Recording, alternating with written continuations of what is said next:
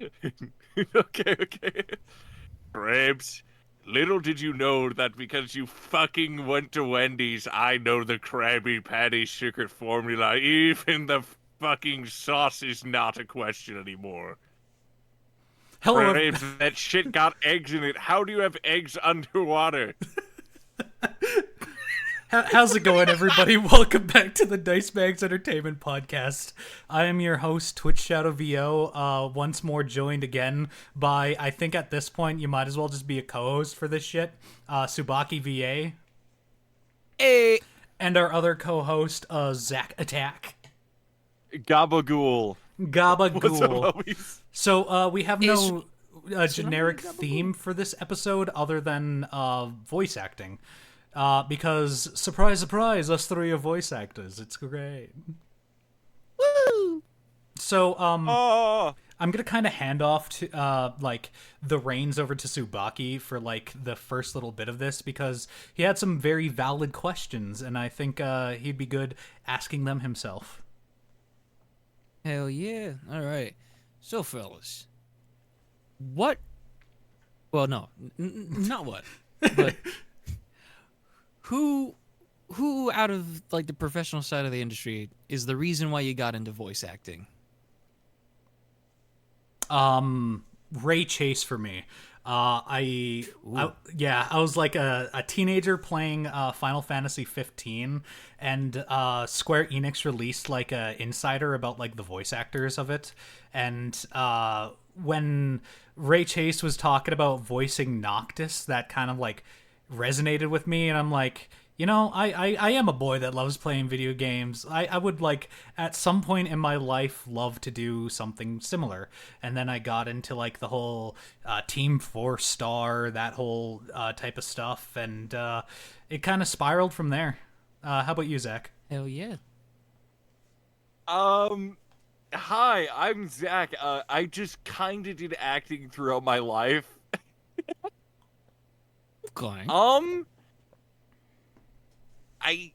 I don't really have one, I think.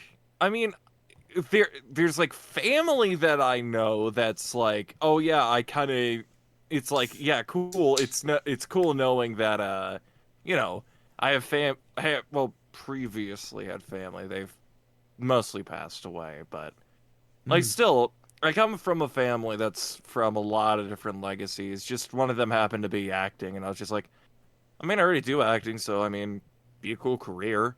Yeah. And then I realized, oh, actually, wait, I'm physically disabled. Yeah, I probably should make voice acting my career. And I mean, hey, it's working out. Yeah. It's popping off. Yeah. Also, hi. I developed carpal tunnel at the age of 13. My hands are in constant pain. Hi, if you're a casting director or an agent, our ats are in the bio. Please pay us to do this. Oh, give me money, you little fucker. Yeah. We also accept sponsorships for the podcast. Please message me directly. Please, Raycons, I'd like some fucking earbuds. God. With the Krabby Patty if I bit. had to answer my own question though, fucking, oh god. Yeah, I always have to bring up the man, the myth, the legend that got me into this. I always bring in Billy Kmetz. Ah, yes. And it was his performance as Naofumi from The Rising of the Shield Hero that got me into voice acting in the first place. Mm-hmm. Primarily just going off of the reins of like understanding how to play the character and still being able to use the voice as a way to uplift that performance. Like every moment that there was like rage involved with the scene, he would pop the fuck off with the screams. There would be like that one or few times where like the voice would like crack, of course. Yeah. But it was very much so in like a control state where he could kind of just do it. Mm-hmm. And then one of the greatest fighting game performances of all time for an English dub, Blaze Blue Cross Tag Battle. Yeah. This man plays oh god, I'm forgetting the last name, but he is Naoto for Blaze Blue. And when this motherfucker in the story mode, I believe, if not that, it's the arcade mode, he has to fight a character named Blitztank, and I kid you not, it's a fucking tank. It's a fully playable character that's a tank. Oh, also, fun fact, he's fucking Mozart in FGO. So yes, for the flashback. He's for, blue in Babylonia. Pokemon. Also, Yes. funnily enough, he's in Teleon. Just like randomly. Let's currently go through his IMDb page now.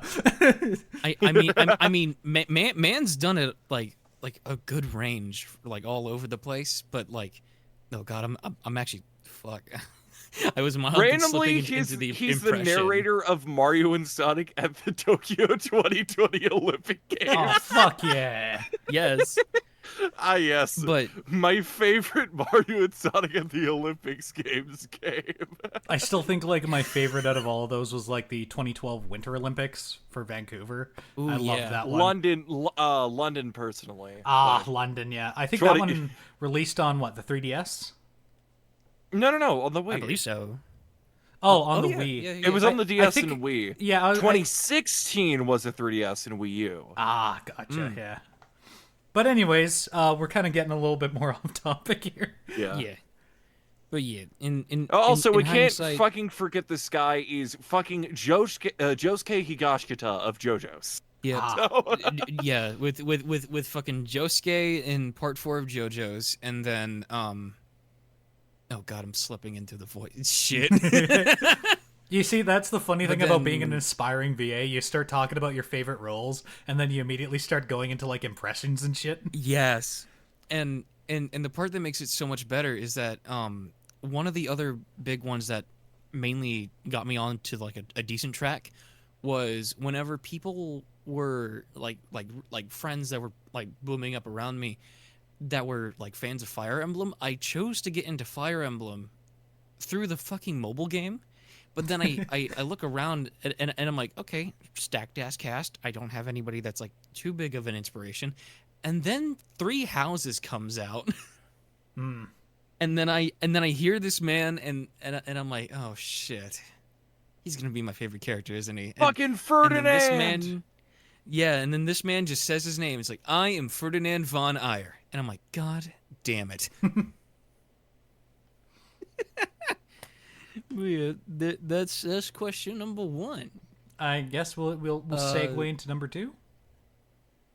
Yeah, I'm actually gonna skip to the third question because I kind of want to save that third one primarily as like a curveball one. Yes. But are there any particular songs that get you into the mood to voice act? So, are we talking like in general, or as of like late, or like in the past? Like, what is our time frame? In general, it depends on the character that I'm playing.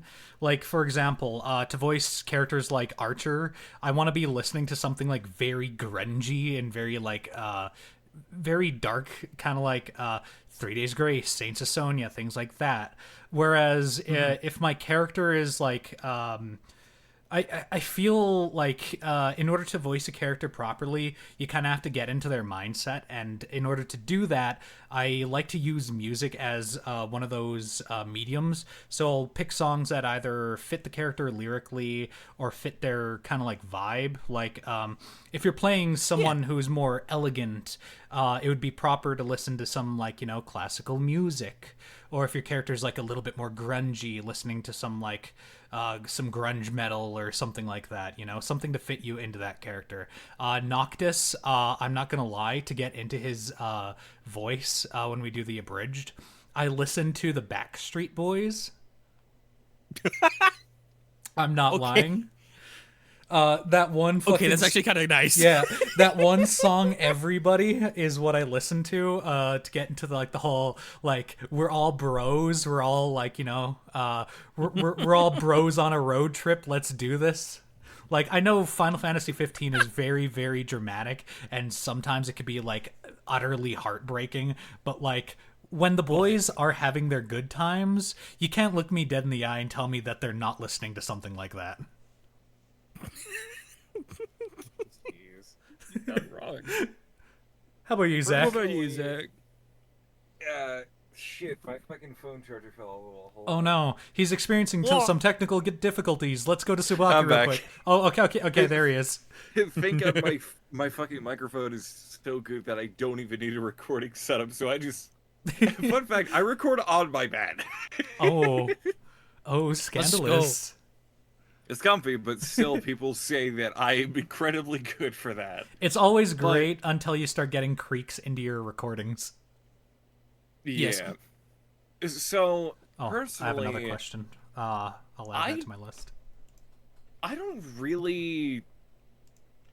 like, listen to me... Like, I'll listen... If it's someone that has already been voiced, I'll just be like, okay, like, take 1 or 2 lines from them. Okay, like, listen to them real quick.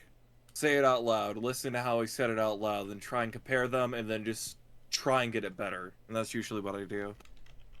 Yeah. I mean, usually for me, I also take like very similar approaches for like fan dubs and stuff, where if there is a character that has a voice already, I usually listen into what's available at the time. So like take like a show that is like very fucking new, like fucking Dun Da Dun. I have to wait a little bit before I process what the fuck the English dub is. If I were to even approach making a fan dub. Pretty much. But it's relatively one of the more fun experiences to build up to the point of doing fan dubs, but if it's for like most original works that I like take that 1 or 2 minute auditions for, or if it's basically a fan dub but you have to base it off of like the other language, my brain usually reverts into either A, the OST for the IP in general, or I just boot up my liked songs playlist and find a song and keep it on loop. Yeah. I mean, Fair. that's another good way to do that too, is to like get into the OST of the character of the role you're playing, like whether it be an anime or a video game. Like typically a lot of characters nowadays have their own theme songs, and there's a lot you could grasp from that. Very.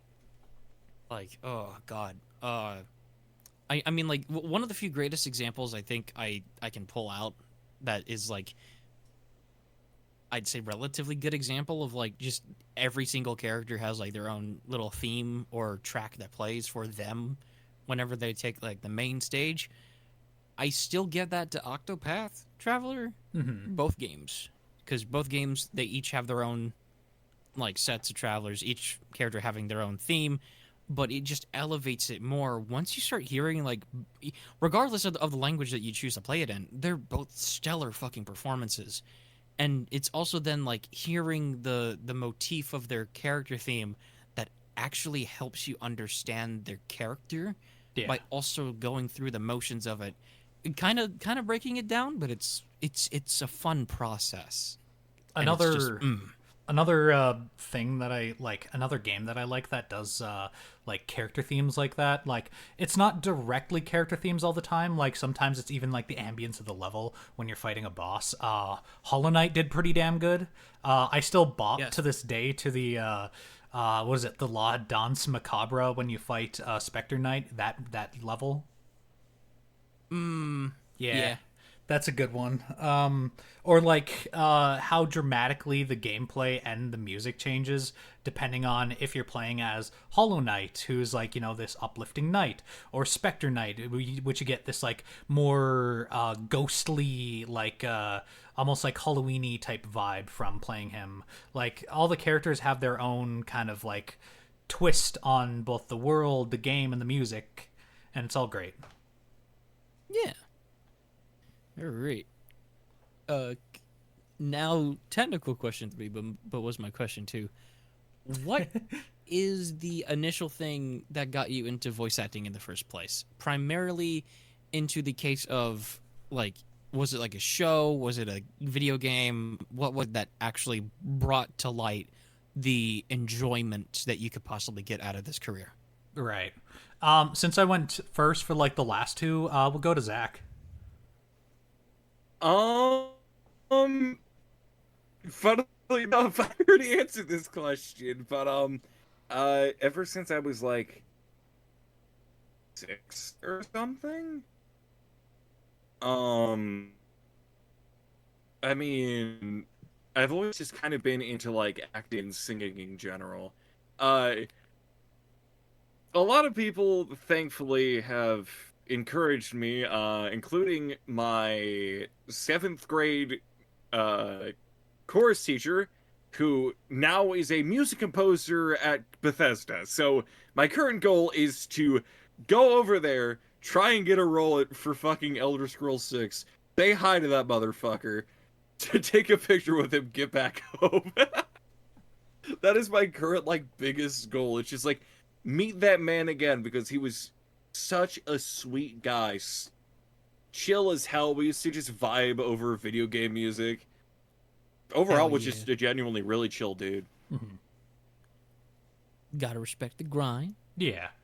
As for me, what got me into voice acting in the first place, it's kind of like your entire life you always see, you know, cartoons, video games, anime, and like you never really kind of appreciate the unsung hero that a voice actor is. And what I got into after, like, this was even before I got into like the whole like when Ray Chase was my inspiration. This was even before that, when I was still into like Naruto Shippuden. I used to watch like panels of the voice actors and like their panels at like Comic Cons and things like that, and a lot of the like they had a lot of fans, and like they did these funny hijinks where they're like like do scenarios as their characters, and like it's such a like, I don't know, man, like that feeling of like when you watch those types of videos of like panels and things like that, and like I don't know, it makes like voice acting have a little bit more appeal, even though like 90% of the time they're just kind of a guy in a box recording a character. But like then you get those moments of actually communicating with your fans and your community, and then it kind of, you know, has that real feeling, you know what I mean? And I've watched panels of even like abridgers and minor creators, and like it's something that I would like to get to at some point, where I would like, you know, to see your community, so to speak. And that kind of it got me into voice acting as a curiosity, and then after Final Fantasy 15, I was like, no, I really do have this passion, so I decided to pursue it, and here I am. This is as far as it's taken me so far. Hell yeah. What about you, Tsubaki? I would definitely say, like, while the person that got me through it was Billy, I feel like the true push that actually said like go for it was definitely oh god, actually yeah, what was it though? God, it's been a while because I started this journey like 2.5 years ago, but I think it was whenever I was starting to get hang of like starting it out and then just going with impressions. It was a few friends of mine that helped me really learn what was there in terms of like potential. Yeah. And it made me actually reach out for that and made me look into it more as time would go on, which is why like some of like my few greatest times I got to help out with people was whenever I first started out, I would just be like extras and help out, and then a friend of mine reaches out to me for a fan dub project, and it's like, hey bro, we're kind of missing somebody here, because like they had this guy that was basically like one of their few like bigger hitters, and they were just like basically MIA in terms of like getting like chats with. And then he reached out to me, and they were like, hey man, I'm getting a little bit curious. Would you like to play a very big role for this Full Metal Alchemist fan dub? And I'm like, oh yeah, who? And then he pulls up the fucking panel for me, and it's just Roy Mustang. And then I look at it and I'm like, you have that much faith in me, bro? It's just like, yes. But I feel like that was the actual push that got me into it. Yeah. Just while the spark was there, it was not the true ignition. And I hate that I'm making flame jokes and I talked about Roy. It just kind of subconscious, you know what I mean? Yes, very. So yeah, I guess we'll go over to like the little bit of questions I wanted to ask. Yeah. And by little bit I mean a fuck ton. What was your first project, and did it see the light of day? Because that's such a very niche question to like aspiring voice actors. Because Boy. I'll kind of go first just to kind of give everybody an example. One of my first projects, I believe, was a fan dubbing of I even forget the name because I think it was like a One Piece thing, and I was playing Zoro, and it wouldn't be the only time I played Zoro. I did play it another time, but like that for that fan dub, I got cast as it. I recorded the lines, and it never seen the light of day. And I know so many people that have that like that same situation happen to them. How about you, Tsubaki? What was your first project, and did it see the light of day? Shit. I think, yeah. Going back to that I answered with for that question. Like the same guy that like gave me the spark. Whenever they reached out to me and said like, hey, do you want to be an extra? It was primarily because I accidentally walked into like with their VC like group chat one day, because I was just like, hey, I'm a new guy. Is there anything going on? And so eventually they reached out to me and they were like, yeah, we could actually use you as an extra if you want to do that real quick. And so it was a fan dub again for Full Metal Alchemist, but it was Edward Elric versus Father, the finale fight. Mm-hmm. And I had to be a soldier that just did the fucking like some of the background cheering. Yeah. So you would just hear me in the back, and it was just like, it's like, yeah, kick his ass. And it would see the light of day because it was posted on an Instagram one time, and my God, everybody gave it their all with that shit, and I was very proud to still be a part of that. Mm-hmm. And I'm glad it saw the light of day, but it's been like removed because fucking like because they had to do like a whole bunch of updates with Instagram, and then they wanted to basically like rebrand the page. Yeah. But even then, I was like, it was whenever I didn't have like an audio interface for my microphone, and it was just like going off of so little to what I am doing now. It feels such night and day. Mm-hmm. What about you, Zach? So, personally, the first ever thing I did for voice acting was originally I was supposed to be Bonnie in a Five Nights at Freddy's thing. This was like 5 years ago, so I think that's right around Sister Location. No, I was a little after. No, Sister Location was 8 years ago. I think Ultimate Custom. I think it was Ultimate Custom Night. I think it was Ultimate Custom Night. Quit carbon dating us by using Five Nights at Freddy's. So I almost fucking had vertigo after that shit, bro. Yeah. Rebuild Lego. So I actually don't know how originally the conversation started. I just got in contact with them like 2 months ago. But like apparently they've been the person that was running it, they're doing really well. But back on track.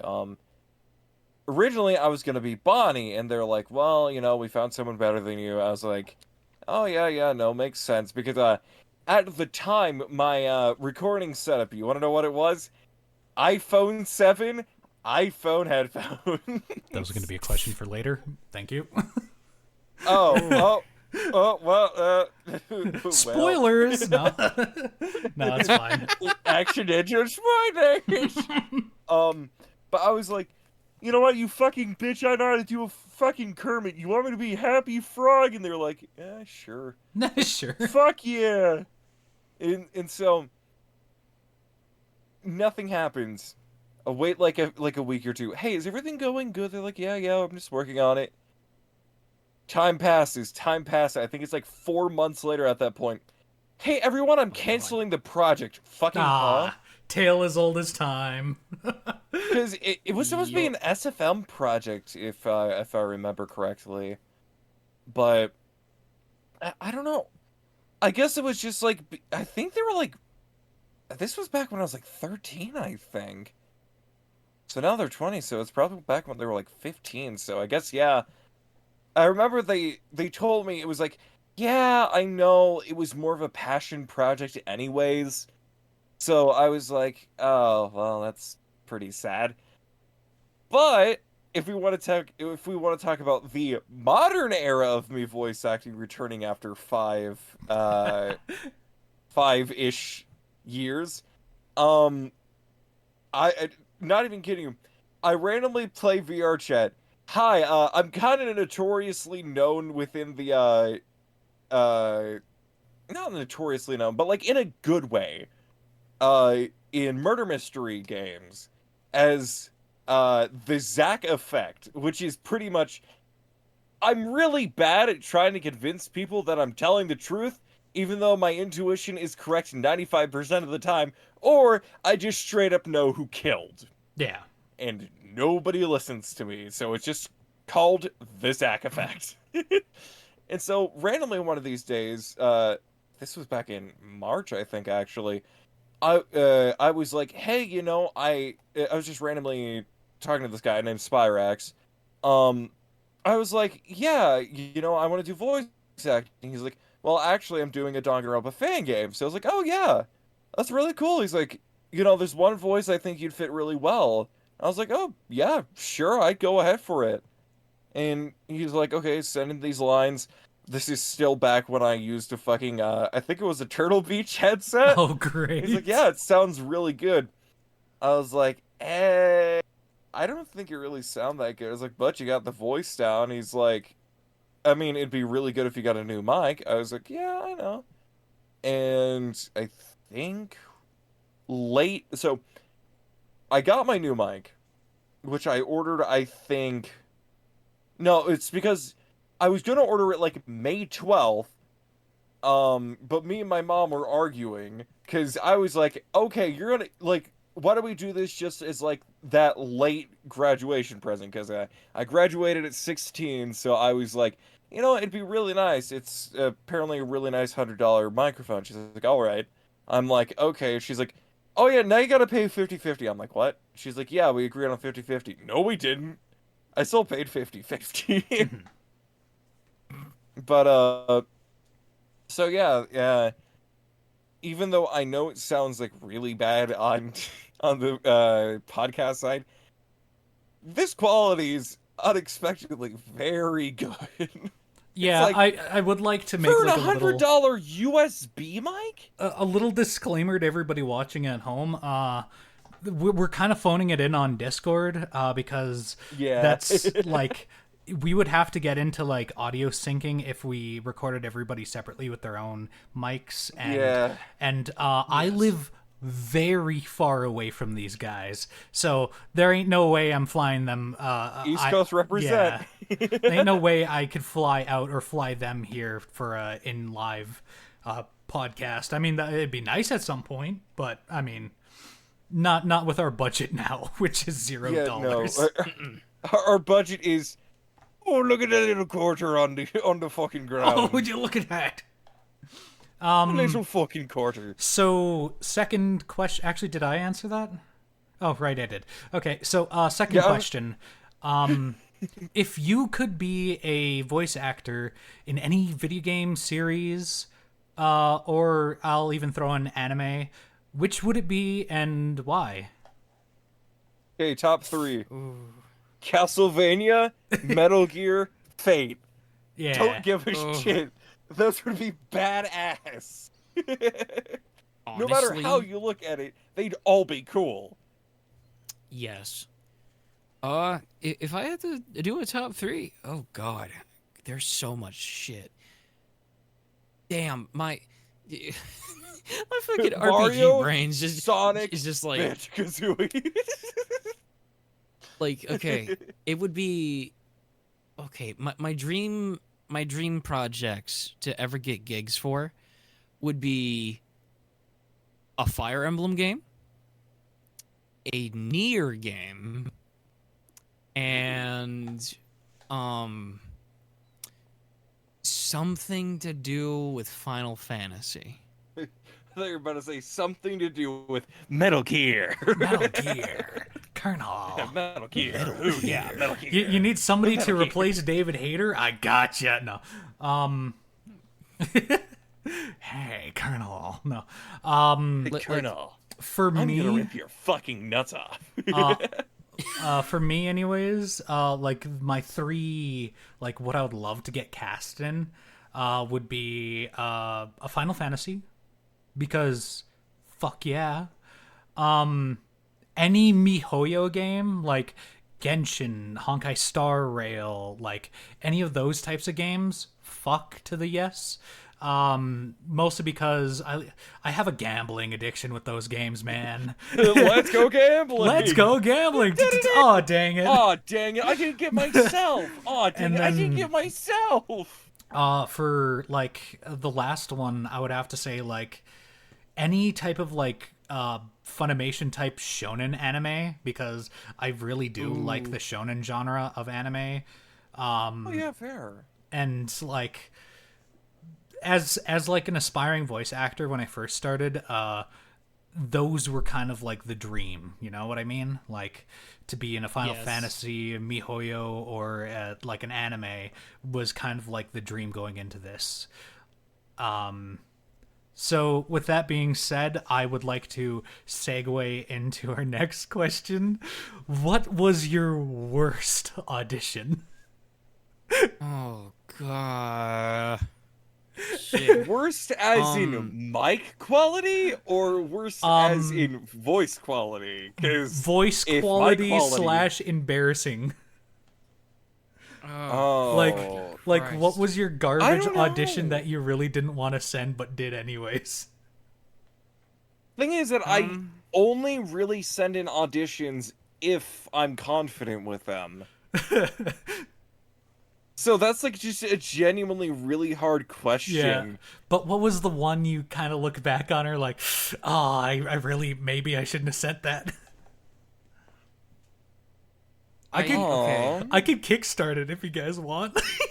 Yeah, go ahead. Go ahead. So when I first started voice acting back in, I want to say like 2018, 2017, I auditioned for everything on Casting Call, and I meant everything I seen.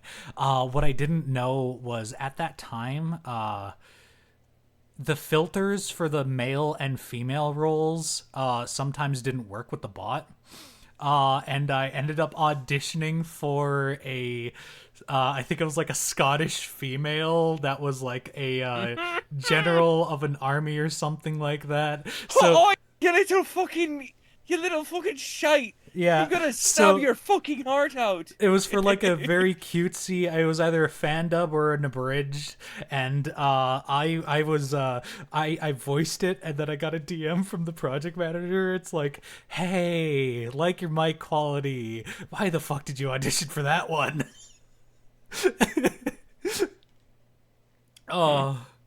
hindsight is 2020, but damn it, did I sometimes you like read like a couple of key items when you read like through the audition paperwork, mostly because like a lot of people, they'll put the entire fucking history of a character in there. And sometimes project managers also don't put in a visual for the character. So I was only working with like descriptives of this like general character, and it had no pronouns. And I'm like, okay, I'll do this, blah, blah, blah, blah, blah, blah, blah. And it's like, yeah, no, it's a female character. I'm like, oh, fuck.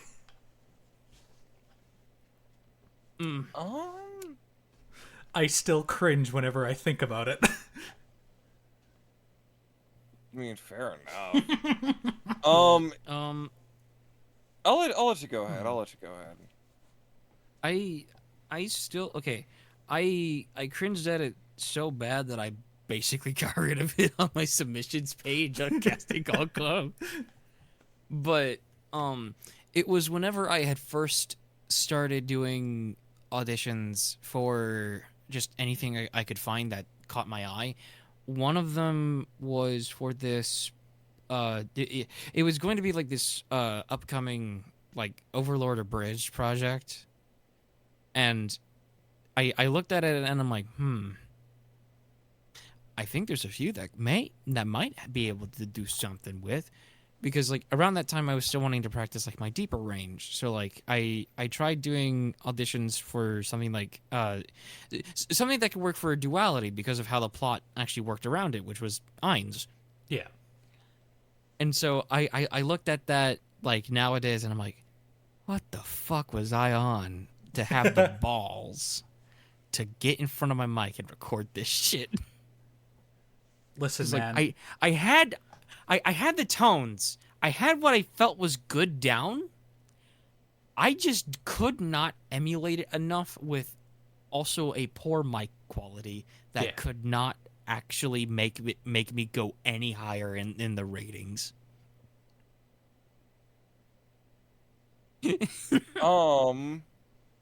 So, yeah. I mean, I think I may have one, which was me, me kind of modern. Like, as soon as I got my mic, I tried to do Joker from Persona, not really knowing who I could do from Persona, and then learning, oh yeah, I could just do fucking Theodore, Yusuke, and Akihiko, and people are just like, oh my god. So it's like, it's an okay audition. It's not like the best, but it's not like, oh yeah, this is just like some 14-year-old trying their best. It's like, I am thou, thou art I. It's like me genuinely trying. But if you want to talk about ones that I just kind of did for fun, there was a Toho Abridged thing, which I jokingly... I jokingly made one of the fucking characters into a chain smoker. I was like, oh hold on. Don't worry about this shit. Oh my god. I was like, I was asking my friends, I was like, should I send this in? They're like, it's an abridged. It's funny as shit. Go ahead. It's funny. So like, okay, let's fucking do it. Yeah, as voice actors, we all like I don't know about you two, but like when I was really into recording like day and night, I submitted so many auditions. Like, yeah, I did a lot of characters that I really wanted to voice act as. I submitted for like the dream characters, so to speak. But then you also submit other auditions for either the minor characters, like just something to put you on the board, so to speak. And sometimes, yeah, you either fuck up and don't read the bio correctly and end up making a fool out of yourself. You have like a really, really bad take that like, there's nothing wrong with your inflection on anything. You just kind of look at it as like a little bit cringe. That's always another one. And then sometimes you're just having a bad day. You had a bad take. It's fine. But, I mean, the point is, like, to the other voice actors watching this that maybe are starting at even a lower level than us, it happens, you know. You're not always going to be on the ball every single day 24/7. You're going to have them bad takes, you're going to have the bad auditions, and it's going to happen maybe like constantly. And the best way is to just kind of, brush it off and keep going forward. Another thing is like a lot of new voice actors, when they get into it, are always like very hurt when they don't get like certain roles. But you have to keep in mind, in an endless sea of voice actors, you're not going to fit for everybody, and it's fine. And yeah, sure, maybe you wanted to voice, I don't know, fucking Sid from Final Fantasy, and you thought you made a very good audition. Just Sid because, from Ice Age. just, Hell yeah. just because you didn't get cast as that doesn't mean you're like, it doesn't mean you're bad. You know what I mean? It just means you weren't what the director was hoping, or what they were going for, the direction they wanted. But that doesn't mean anything on you. So dust it off and get back up there. You know what I mean? Yep, I've been given that same advice from like a few of my friends over the years. One of them primarily just being like, the minute you send an audition, forget about it. Forget about it. And yeah. just look forward. Don't look back until you get that email. Don't look back. Yeah. I used to be subscribed and constantly watching Crispin Freeman's voice acting mastery podcast, and when they were talking about auditions, and this was years ago, so I'm very much paraphrasing, but like, you do kind of like just have to kind of forget it. Like, you're not going to get everything, and a lot of the times, out of like hundreds of auditions, you're only going to get cast for maybe 2. That doesn't mean you're bad. Yeah. And like, sure, maybe somebody has been getting cast like time after time after time. Maybe they have friends and, the in and now that connections. Yeah, connections. Maybe they're just a big name that people are like. But at the same time, like, don't laterally compare yourself with your peers. Just because somebody has been getting like shot after shot after shot of auditions and getting casted, they might just be on a lucky spree, honestly. Like, true. Words can't describe how many times I had to audition for things, and I had I had a pretty decent setup. And I would like to think I'm decent at acting. So I didn't get cast for everything, and I never let that ever bother me, because there's hundreds of roles. There's going to be more in the future. Just kind of keep at it. Mm-hmm. Always, yeah. Just in general, that's just good advice for just anybody anything that's wanting to pick up. It's a good advice for anything. Like, it's like learning how to process failure. You are going to fail time and time again. Just keep getting at it. The successes are going to be so much higher than the shots that never hit. You know what I mean? Yep. Always treat it like Punch Out. Everybody starts off as Little Mac. Yeah, exactly. Everyone starts as underage and not able to fucking actually be in like Major League Boxing. Fun fact, Little Mac is 17. You need to be 18 to go into boxing. Yeah. I'm gonna segue into our next question. Also, the dude's like 114 pounds. He ain't even in lightweight. He's like lightweight. That's why he's Little Mac. The shit out of Mike. Somehow he can still beat the fucking Mike Tyson. Basically, yeah. So now that we're done with the worst audition, we're gonna have to go across the spectrum to your best audition. What was your best audition? Fuck. Which is the one that you like? Whether you got Eggman. Whether you got cast for it or not, what is the one audition you look back on like the most fondly? Let me actually look at my shit. Hang on. I gotta look back at mine. Hang on. Well, honestly, it's actually quite a common answer. Fucking Eggman. Everyone loves him. It's the main reason that I got a lot of my roles, actually. Obviously, the voice has changed throughout time, but I've more and more gotten a little more comfortable with it. God. Shit. For mine, anyways, it was for the Fate Dean abridged that I was a part of, and I was voice acting as Archer. When I submitted that audition, like the first time around, I genuinely thought I probably wasn't gonna get it, but like, after we made the abridged, like after I got cast and we made the abridged, the amount of like positive comments about my portrayal as Archer was like it melted away all of that anxiety and fear that I had of like, oh, this character already has an English voice actor. What if I'm not up to par? What if I don't sound good as it? It's one of those things when you first start out, when you're constantly, fearing if you're making a good performance or not. And sometimes you just gotta take that little voice and kill it. Fuck. God. I have two as of like, I would say, yeah. So there's one literally from last month, and then there is another one from all the way back in March. That they're like fucking tied, bro. But you know what? Fuck it. I'll since my brain can't make up my mind, I'm gonna tell you about both of them. Yeah, go for it. So, the one from March, it was for this, it's a nice fan game for a very beloved IP. You might know it as Persona.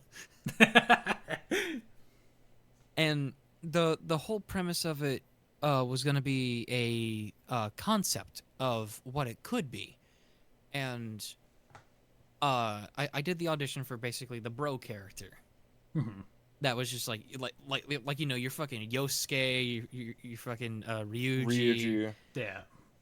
And I kid you not, the only like big criticism I was given for that audition was that I leaned a little bit too hard on the Ryuji for an inspiration on my voice. Mm-hmm. But it was the inflictions that I put when it came to the combat lines that I feel the most proud of all fucking time. Because I'm like, I look at JRPGs as like the biggest fucking challenge ever, especially Persona, because of the aces. Because Jesus Christ, if you expected me to go through Indian, Hebrew, Gaelic, Japanese, Chinese, over 700 names in such rapid succession in like 2 or 3 sessions before we went on to other lines, I'd go insane. Yeah. Which is usually why I look more at randomly the next one is going to be in Spanish. Don Quixote. Yes. Like it's so much that I have to give the props where they need to go, especially just for the in general pro tags of like Persona, regardless of circumstance. I give props to fucking like of course both ones with like Yuri Lowenthal, Alex Lee for like Makoto, fucking like just everybody. They do such good jobs handling the pronunciations of all of those fucking names, cause fucking hell, I could never. Bro, the only simple one, fucking Captain Kidd. Yes. But when September came around, I was like, okay, I need something that's like good in my system.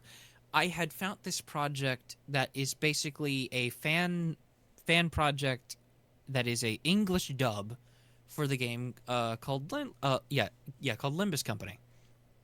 And the whole shtick about that project is but pretty much the whole shtick about the project is just like toss the audition in, see what happens, and their whole process is basically going through it in like the whole fucking like Excel, the fucking Microsoft Excel sheet format, where it's literally the whole script right there. But they split it off into the game parts, isn't even finished. so that way No, I mean for the chapter. Ah, So Speaking since of they recently, Olympus, I voiced the started their G Corp shit, too. manager. Oh shit!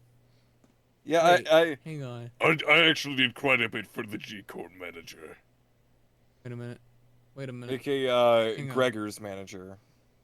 Yeah, hang on. I have to I have to see if I can find your ass real quick. I think you're in here. I think you are.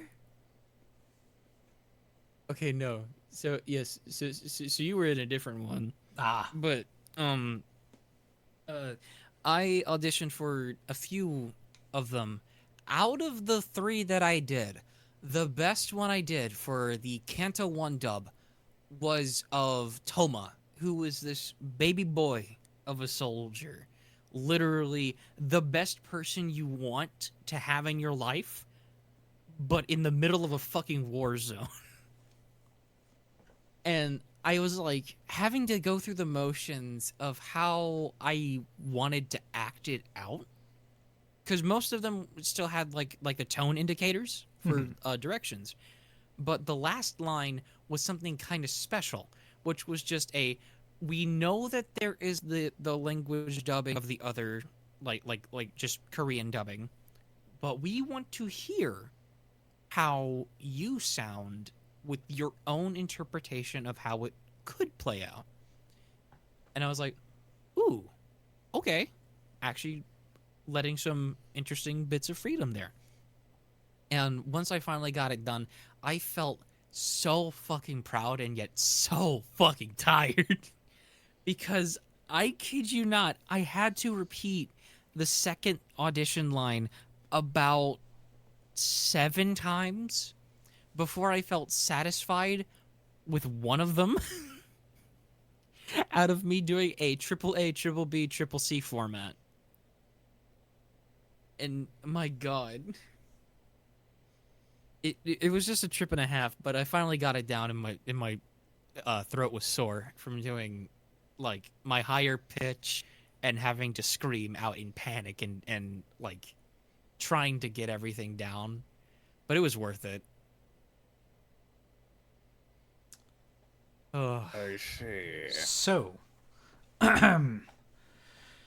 do you personally? Oh, let me just peek my mic by saying the P I sound thought without you were my about pop to say, filter. "Let me just pee." I thought No, Bro was about to no, say, no, "Let no. me just pee real quick." Let me just go take a piss real quick. No, I just peeked the fuck out of my mic by making that very enunciated P sound into it, which Bro said, "Huh."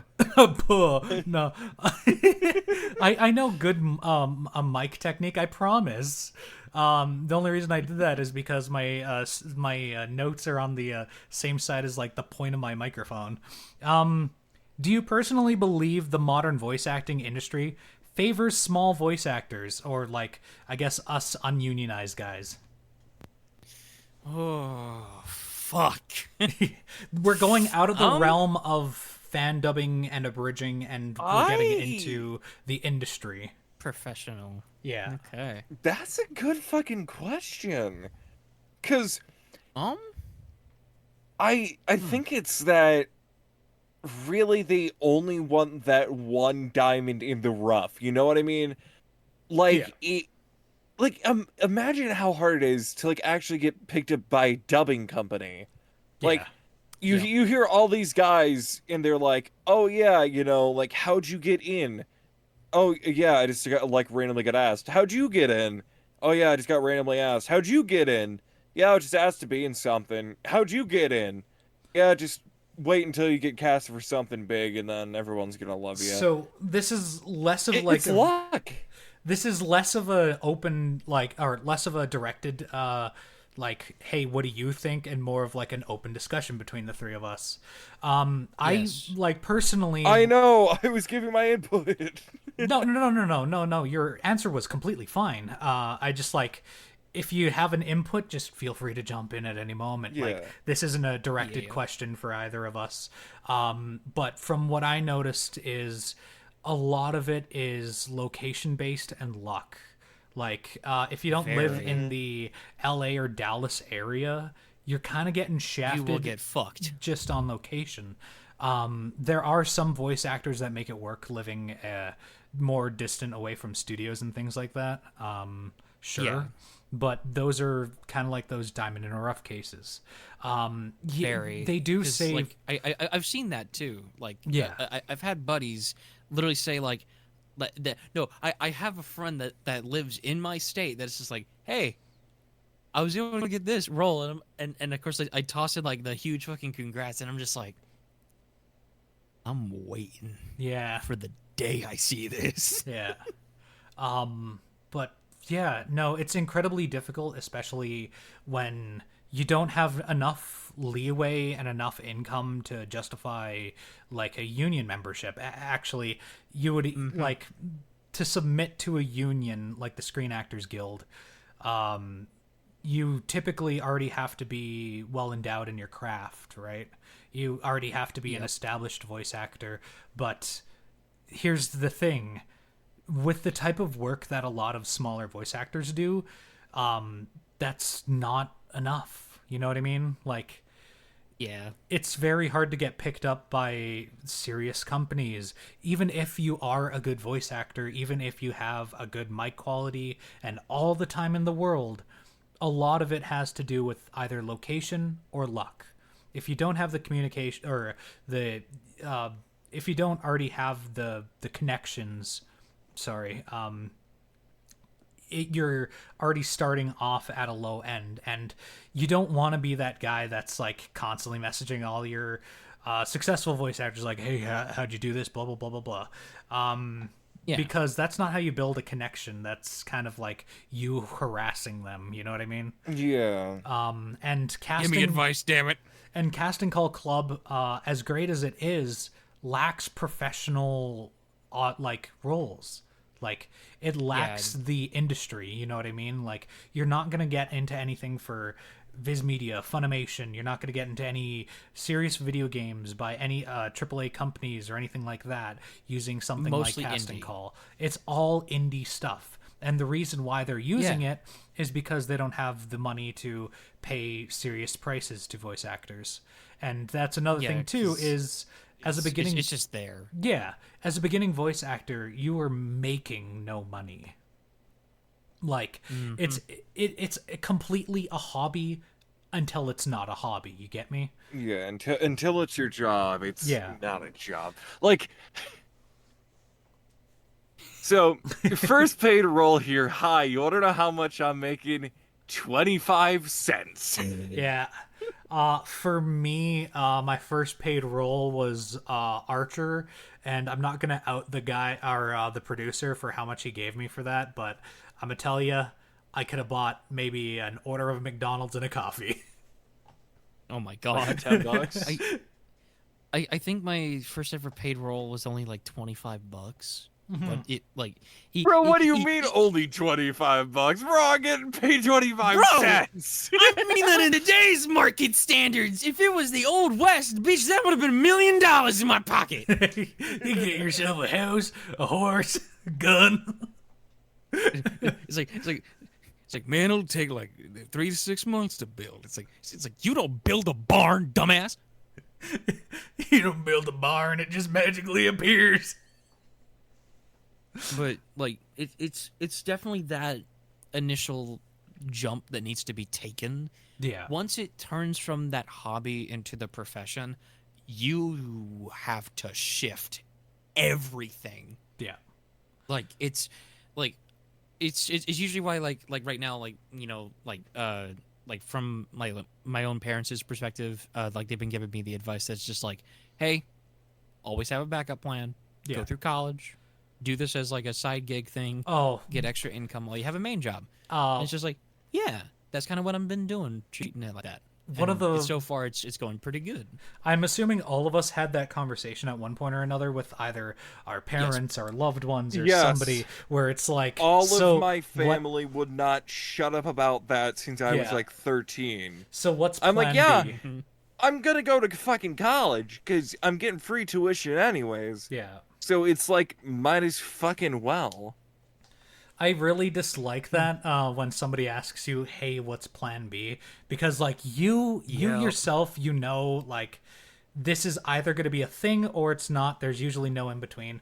And yeah, at some point, yeah, reality is going to have to hit. You're going to have to get a real job and all that stuff. But like the hope of just being a professional full-time voice actor is always there, and you always want to keep grasping for that. And then when they give you the what's Plan B talk, it's like they don't really believe. You know what I mean? And Yeah. don't get me wrong, like yeah, we have to be realistic here about our hobby and our like our wanting profession, but at the same time, bills got to get paid. Yeah, there's gonna be that time when there's gonna be that just high enough bill that's just like it's too much, man. Like shit. I but like into like the main point of it though, the main line that I see with the modern day industry for voice acting, it's it's rough, but it's still able to be worked with, at least for those that are able to put the effort in. And that's what I still appreciate about it, especially for like what like ones that are starting to like really pop the fuck off is like people like Zeno Robinson. Yeah. Like Mans has been popping the fuck off lately, going off to get like Hawks for My Hero, Junpei for Persona 3 Reload, fucking Fighter D in Go Go Loser Ranger. Man's popping the fuck off, and I love that shit. And then I look at like everything else that's just like other people that are like still there. Usually they're still in like the range of like doing some fan projects, some indies, and then if all comes to like yeah, just in general, like, if push comes to shove, they resort to what I like to call the Gianni treatment. Shit post your way to victory, fellas. Yeah. That's another thing too about a lot of the non-industry voice actors I see on Twitter. A lot of their voice acting is usually just shit posts on Twitter. Yes. Yeah, and I've seen some that are like, "Hey, pay me to do amounts of dialogue for your shit post." And I'm like, I mean, hey, grind is grind, I guess. Yeah. I'm gonna say, I mean, God. oh, go ahead before we go to the next question. yeah, I was about to say, it really depends on how you get into voice acting, because it takes time, don't get me wrong. It Yeah. takes a lot of time to finally get that, initial casting role. Even if you, like, see yourself as just, like, like a little diamond in the dust, like, you have to wait. And I think that's the thing that kind of pushes a lot of people away from voice acting. It's because, the problem of trying to find that, like, that spark Yeah. where, Mhm. you finally become, like, paid a lot. You finally get, like, this as a job. Because it feels like one in a million, because it kind of is. Even if you're the most talented person out there, you're not guaranteed to get these big roles and shit. Yeah. Like, Oh, yep. it's the sad thing that comes with modern voice acting. It's that, people don't, like, take those risks. Like, they won't say, like, oh yeah, let's pick up this one random guy for, like, this, like, role. Like, they'll say, okay, maybe, like, you have an insider. You're friends with someone who's, like, a part of the company. Maybe you come from family. It could be a lot of different things. But even if that, like, you have, like, a family member that already voices within the company, or, like, you have, or like, even if it's like, oh yeah, like, my brother's this really big successful voice actor or something, it's not guaranteed. It's sad, Yeah. because there's a lot of people that want to see a lot of people succeed. Yeah. And I mean, when big companies don't take the risk of, like, oh yeah, why don't we try out this person for voice acting? It's just kind of like, oh well, shit. Might as well go to a celebrity. Yeah. One of the things I was gonna say is Also, like, don't harass celebrities. Don't harass like pro VAs saying like, yeah. oh yeah, how do I get into voice acting? Oh yeah, how do I get into voice acting? Because the answer is just get lucky. I've had so many of my friends fucking like harass voice actors and say, hey, how should I get into voice acting? The answer they always get is get lucky and practice. Get lucky and practice. Listen, get lucky and practice. Just because you've paid for this the fucking Joe Zija vocal training, the fucking the what is it? Bill DeWeese training Many other montage, voice acting classes. the voice acting 101, 102, 103 from Casting Call. Even if you bought yourself a Neumann U87 AI, uprooted your ass over to Dallas, Texas, built your own in-studio recording, none of that matters. As like, because if you like, you really actually like, luck is a big part of this, and the thing about auditioning, and the reason why I encourage auditioning a lot, is because you kind of have to spread it out like a shotgun. You know what I mean? Like, eventually you're gonna hit something, or I guess something is gonna find you. But if you're not putting stuff out already, if you're not, broadening your horizons, nothing's gonna find you. Yeah, like that is like one big point too, just to still like further send it like home. Just so that way we can head to the next question. Yeah. The biggest fear that came into my mind initially when it came to the industry itself for the modern day is it's not just the luck. It's the competition factor. Oh, that yeah. scares so many people. That's true. So, It's like, it's waves. It's fucking troves of people now. Yeah. That's just like, it's hundreds of people that you can maybe at least hear about that get this fear. Like, yeah, it's like a weird fear and feeling together. That's just, it culminates itself deep into your mind, and it makes you second guess yourself because of that competition. It's why usually if I see like a casting call, like nowadays, and I see like, oh, there's like 165 other people that are auditioning for this role, I look at that and I start scrolling through to see and make ideas of a guess of how much of a chance there is. Yeah. But even then, the luck factor is going to be the reason why you're gambling away with what you got. Yep. And by God, this is why I'm going to make this analogy now. The second you start voice acting, you have stepped into a casino. Yep. No ifs, no ands, or no fucking buts. You have stepped into that casino with money in hand to toss away at a damn slot machine, or you're playing cards. It's all down to what cards you're handed, who you know, and what you can play. Yep. Take and advantage who of you're that. related to. Sometimes. That too. Or who your mentor was, or like, yeah, there's some things that'll sway things in your favor.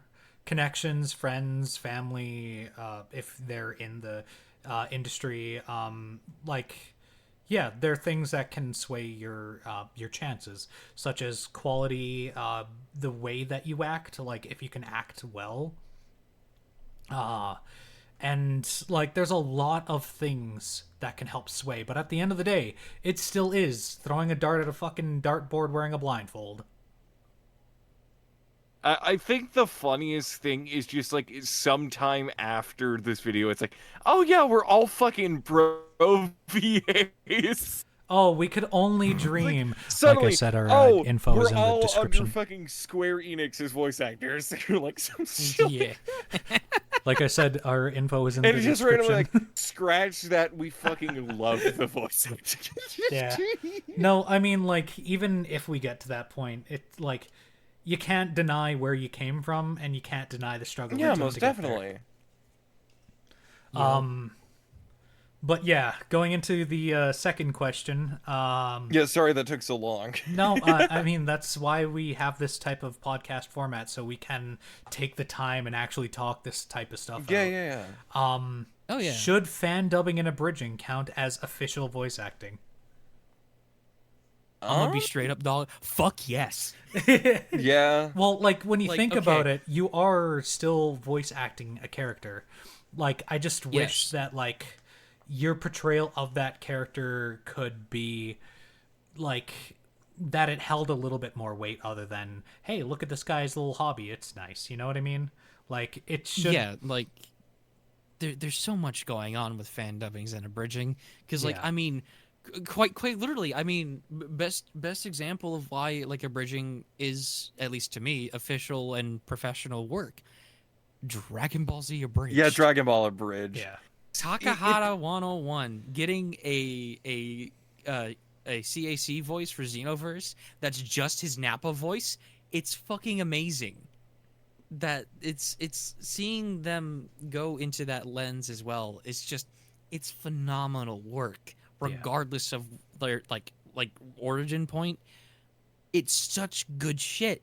Because even then, you also got to see how they grew as voice actors, both equipment side, but also actual genuine performance side. Yeah. Because like you would see like Lani do like their Vegeta for DBZA, and you would like hear their initial like really harsh like gruff and rasp with Vegeta initially. And then growing it into something that works so well in the fucking Cell saga. And it's just, it's good. Okay, we can't forget fucking Devil Artemis. Come on, his too. cell is so good. Yeah. Adult Gohan, I don't know who that was. He was fucking amazing. The guy who did Cooler, Android 13, Android 4.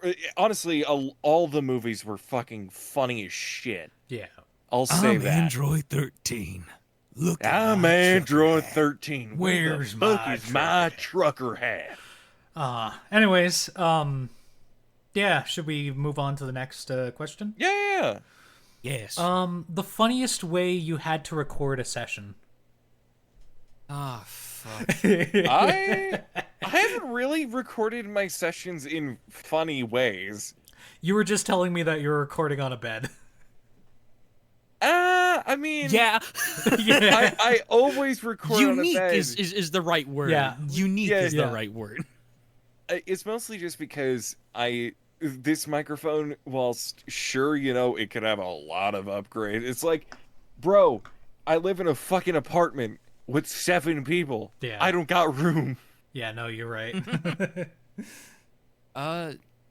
I think one of the funniest ways I had to record was for a fan dub I wanted to do, and it was based on Near Automata, and I wanted to do a 9S scene, and it was when he starts doing all this like breaking down in his mental health, and he starts seeing shit. I wanted to do the scenes where he yells. I still did not have an audio interface at the time, so guess what my dumbass had to do? What'd you do? I had to stay like 7 feet away from my microphone as I recorded. And I would have to be cautious as shit. And I would press my R key so I could start recording, make my way back, and then start watching the footage as it passes so I can time it correctly and have the same fucking cadence. And fucking hell, it was so funny to me the more I look back on it, because it made me feel like a fucking jackass and a loser on a couple times. Because I was like, it's like press R, click over to my video player with the pulled up MP4 file, and then just like press play, run back like 5 or 7 feet away from a microphone, and then time it just right to get the screaming line.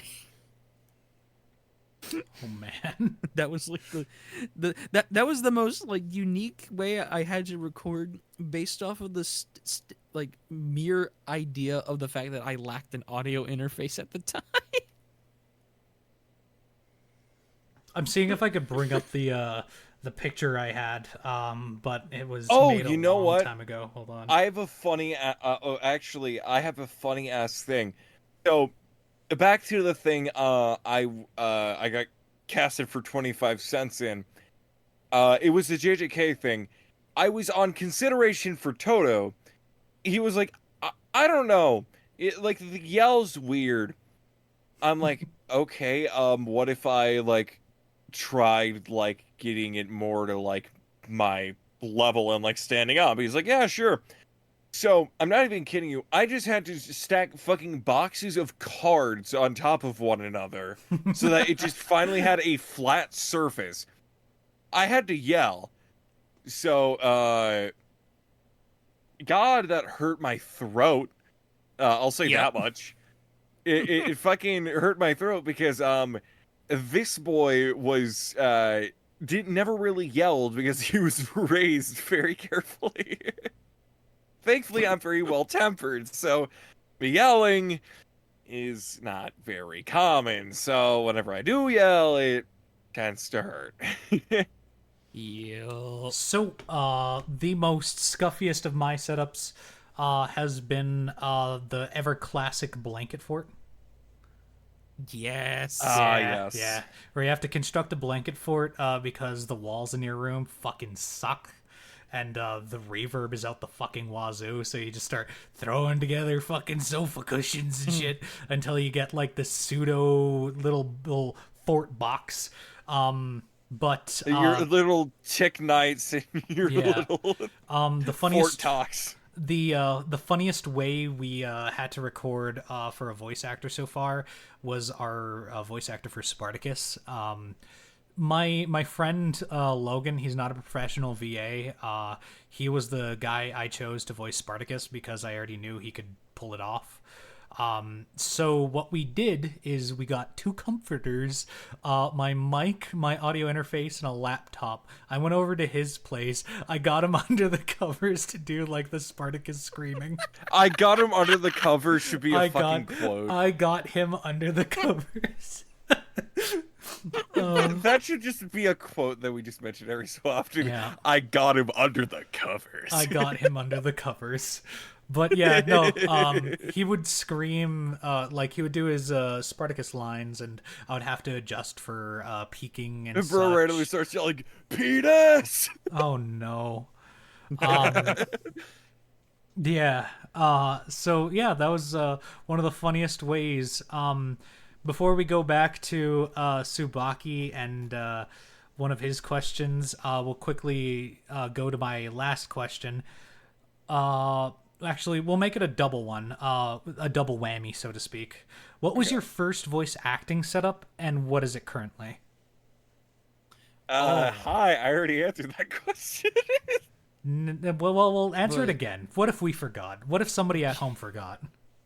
What if somebody at home said, my brain melted, gabagool.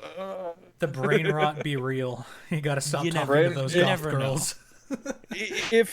If your brain is derived of 5 hours of Subway Surfers, Peter Griffin, Family Guy, TikTok, and your little Tic Tac clips. Yeah. Hi. Originally, my original setup was a iPhone 7 with fucking iPhone headphones. It is now currently it's a USB mic, but it's a Audio Technica 2020 USB Plus or HE 2020 USB Plus. Great fucking microphone, honestly. Like the only thing is that it's like sensitive. It'll get like you like you're like if you have a wet mouth, it'll catch your saliva or something. Yeah. Yep. But for headphones, I'm using some fucking Turtle Beach headset. It has a microphone on it, and it's really annoying because it keeps hitting my face, and it feels weird as shit because I don't have proper headphones. All right. Because the thing is, I had another microphone. The microphone that I used, I recorded with, like when I just got back in, and then they broke. So Fun times. they broke like a month after this because the funny thing, it's just like a thing with like my like chargers and everything. But like right at the end, where you actually plug it in, like the wires just like pop out. I don't know how that always happens to me, but it does. Mhm. Even if I have like those protectors that are supposed to stop it from happening, it still fucking happens. I don't know why. But I'll let you two So, answer. Tsubaki, you want to take her away? God damn. Okay. So, my first time ever recording impressions, whenever I had started doing shit, just in general, it was nothing but my fucking Google Pixel 3 phone. I had no headphones. It was just me locking myself in my fucking little own headspace saying that I got this. And I had a dream, and I would just record myself on my phone, nothing but voice, layer an image over it, and I would just go at it for like a minute straight for an impression reel, and just randomly posted that. In terms of it, what the upgrade I got was, it was a... Shit, it was... Fuck, I don't remember what microphone I had. Damn it. But it was one of the more recommended ones, and it was like the 1A or something like that, because it was the anniversary edition of that model. And I had gotten a well, yeah, I then had to then upgrade it to then have me get a audio interface, and that was a Scarlett Solo. God damn, I regret having that thing because I bought a second one and it was just as bad. Oh no. But now, my current setup is a Audio-Technica 2020 XLR cable with a... Oh my god! We're using such a... with other mics. yes, and then I have for my audio interface, I have a Solid State Logic 2 for my good old audio interface. Woo! In terms of headphones, I just ordered some wired ones off of Amazon. And so far they're working. Occasionally there's going to be like that one issue where it's like I have the wire a different way than it should be. Either static plays a little bit or just kind of lessens the noise I hear, and it makes it harder for me to tell what's going on. Yeah. So it's kind of fun. What about you, big man? So what about you? I started... Okay, so we'll kind of go through like the little phases I had of my setup. I originally started under a blanket with a blue fucking snowball. Blue Yeti? Yeah, no, a snowball. Snowballs were even worse than the Yeti. Oh. Yeah, they're the ones you can't even plug headphones in to hear yourself. I did a couple of auditions with one of those things. Later on, though, I upgraded to the Blue Yeti because I thought, oh, hey, this must be... This is the top tier because it says so on the box. No, I mean, it's good for ASMR. It wasn't that good of a voice acting mic, especially if you constantly hit your table or something like that. Because it has no sound dampening whatsoever. My first real setup going into this was an Audio-Technica 2020, the Scarlett Focusrite 2i2 with a Amazon mic stand. Now, I graduated from that because I started getting into this a little bit more seriously. Then I introduced a Behringer, I want to call it like a UM2 or something like that. It's a preamp. And then I upgraded my mic to the Rode NT 1A, which is a mic that a lot of creators swear up and down the wall about of being like your typical mid-tier microphone. But nowadays, I got a second mic, and I kind of baby that thing. I only bust it out in special occasions. It's a Neumann U82 AI clone. Neumann. The Neumann. Sorry, I had to. Okay, the Neumann 82 is kind of like the standard for professional microphones. So when I got the clone of that thing, I baby that motherfucker to all bits. It was a lot cheaper than what an actual Neumann costs, which is $5,000 fucking dollars. So yeah. So the one that I got was like dramatically cheaper than that one. And it is my best kept secret.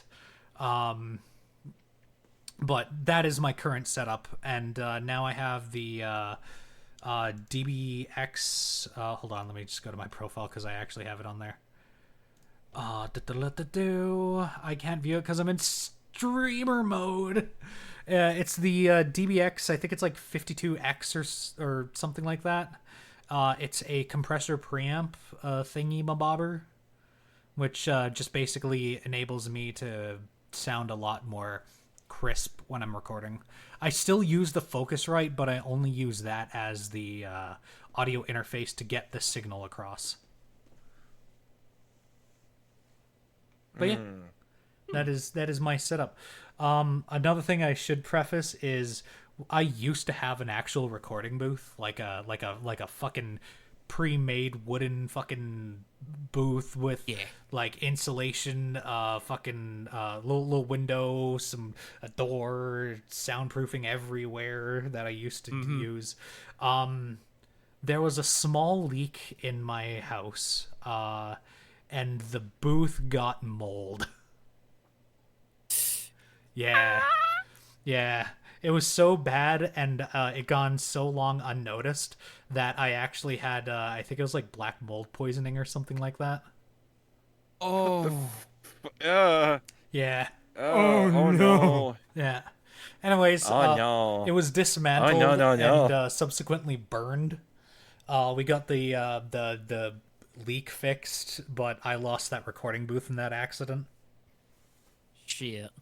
Yeah. So now, Bro said, I got fucking poisoned by the mold. yeah. Bro, this is not Resident Evil.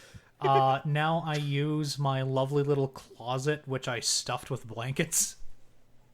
Yeah. Yeah. That sounds about right. I mean, just like if you have a bunch of jackets in there, Yeah. that works. Whatever to get like a nice like silent room where whenever you speak you don't get the reverb. That's kind of what you're going for. But yeah, no, that was my setup. So we'll take it away to Tsubaki for I think that's your last question before we go over to Zach. Yes. All right. So this one's just to go down memory lane. What was your first fan dub? Okay. Does it count ones that are currently in the works or the ones that have been currently posted? Because the answer is varied. I'm gonna say the one that's currently in the works. I kind of want to know how that's going. Okay, currently in the works, well, it was my second ever casted thing modern day. I do Korekyo Shinguji from Danganronpa. And somehow I got casted as Korekyo because I think it was the literal only person to voice act for him, even though unironically his voice is like really easy to do. Just you gotta get really soft, and then you have to add a little bit more twinge to it. And then you get fucking Korekyo. And people are like, oh my god, that's him! It's fucking him! Oh god. I've met, I think like 6 good friends alone just from that one thing. But it's Saw X Danganronpa. And apparently Korekyo's gonna be the fucking guy from I think Saw 4? Where like his son died or whatever, and it's like there was the lawyer, the judge, the guy who like killed him, but instead of no, his daughter's who it was. Instead of his daughter, I was like, you know what? It'd be funny as shit if it was just, who fucking killed my sister? Yes. And he was like, oh, yeah, you know what? That would be funny as shit. And just like randomly, oh yeah, Koreki was the main character. I was like, okay. It's like, fuck it. It was a shot in the dark. Yeah. But if we're talking about, actually, I don't know. For fan dubs as of right now, One Piece Abridged. Yeah, One Piece Abridged. I do fucking accent Morgan. Ooh. Yeah, I'm fucking Brazilian or some shit. I don't really remember a lot from it, even though it was like like a month and a half ago that video got posted. But that was fun. It was weird because the thing is, I had to retake like one line over and over again, which was like, nope, we're not doing that. You are not doing that. And they're like, no, it sounds weird. I think I have like 12 takes of that one line, and like everyone else was like, oh yeah, like 3 takes or under. Randomly that line? Because apparently I did like quote unquote sound stern enough, I think. There's also something there's also something really funny that I don't think a lot of people really noticed in that video, is that whenever he gets sliced down by Zoro, I go, I'm dead. And I think they cut out the I'm dead part because very faintly in the background you hear Yeah. The thing is, nobody commented that on the video. I was like, wait, why is it so silent? They're like, I don't know. I think they were like going for like the, oh yeah, like it wasn't really close to him while he died. And I was like, True. oh, so I guess it is a bit of an I guess if it does blow up, it'd be more of a little Easter egg of sorts, you know what I mean? Yeah. Oh. But hopefully What I a do come humor. back as fucking Blackbeard, because I actually know how to voice the guy. Well, Actually, yes. I am casted as Blackbeard in something. my first character that I voice acted as in a fan dub was Fire Emblem Fates, and I think I was like a court mage named Noel. Oh, I believe so. Yeah. Shit. Hang on. I used to 'Cause talk the main like ones that I this. know about. Then yeah, I believe yeah. Yeah. Yeah. It was that motherfucker's right hand man, I think. Oh wait, no. It was that, or it was the Super Dragon Ball Heroes Universe mission dub where I did Hearts. It was one of those two that I was originally. Okay, so the Dragon Ball thing was August 19th. One Piece Abridged was literally beat it by 4 days. Literally beat it by 4 days. Technically, it was me doing Hearts in Super Dragon Ball Heroes. But yeah. I gotta admit, fucking voicing characters that in the Japanese dub they're voiced by Dio. Oh my god, consistently the most fun I have is characters. It's just like, oh shit, I could just fucking pop off, go insane, literally, and it is so fun.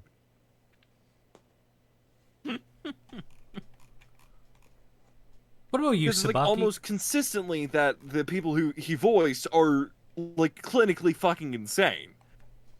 So I was like, oh my god, yeah. Yeah. Anyways, I don't mean to cut you off.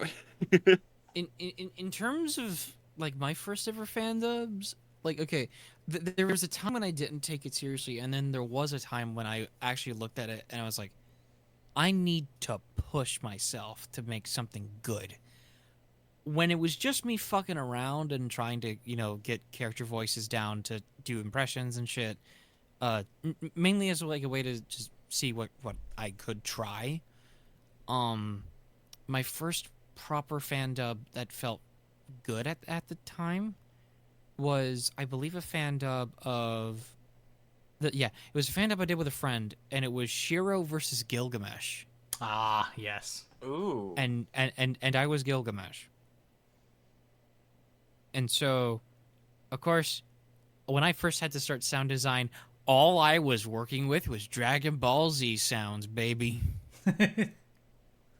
So I was in pain land for 2 weeks straight, trying to understand sound design, balance music, and figure out how to do some effects with sounds in order for it to work. The other funny thing, though, is that, like, okay, when Shiro was charging up to unleash the whole shtick to trap Gilgamesh? Yeah. Yeah. When he gets the emblem, you want to know what sound effect I used? What did you do? Art reverb. I used the fucking Mega Man X Buster charging sound. But whenever the mark on his shoulder starts fading away and like all the lights are going off, I just reversed the sound and it worked so well. But Cool as shit. once I finally like picked up the knack for it and I wanted to do something more like relatively serious, it was whenever I was beginning college journey as a freshman, and it was like a few weeks before, and I would pick a scene. Sorry about that gain. Jesus. We all get one. I picked. Yeah. But I basically picked one scene that could be really somewhat emotional to try, that was relatively simple on my mind sound design wise.